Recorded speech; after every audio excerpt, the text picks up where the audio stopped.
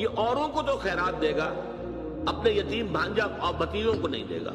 اگر اللہ کا جذبہ ہو اللہ کو راضی کرنا تو پھر تو دیکھو کہ اللہ نے سب سے پہلا حقدار کس کو بنایا، لیکن جو اصل حقدار ہے ان کو چھوڑ دیا جائے۔ کوئی چھوٹا بھائی فوت ہو گیا یا بڑا بھائی فوت ہو گیا، اور دوسرا بھائی جو ہے اچھا ہے، جو فوت شدہ بھائی ہے اس کے حالات اب خراب ہیں، بیوہ ہے، بچے ہیں، کوئی ذریعہ معاش نہیں ہے، اور یہ شخص جو ہے وہ صاحب ثروت ہے، صاحب دولت ہے، یہ اوروں کو تو خیرات دے گا، اپنے یتیم بھانجا اور بتیجوں کو نہیں دے گا۔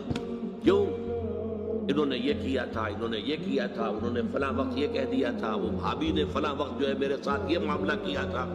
اس حوالے سے شکر رنجیوں کی وجہ سے ان کو چھوڑ کر دور دراز جا کر ریوڑیاں بانٹی جائیں گی، لیکن جو اصل حقدار ہیں ان کو چھوڑ دیا جائے۔ اس کا تجزیہ کیجئے، اس کا مطلب ہے یہ اللہ کے لیے نہیں دیا جا رہا۔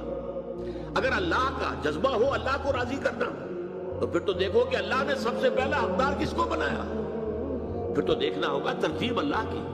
اللہ کی ترتیب میں تو آت المال علی حبہ ذوی القربى، ذوی القربى سب سے پہلے ہے، اس کے بعد یتامى ہیں، مساکین ہیں، وابن السبیل ہیں، والسائلین ہیں، وفی الرقاب ہیں، لیکن اولین جو ہے ذوی القربى ہے۔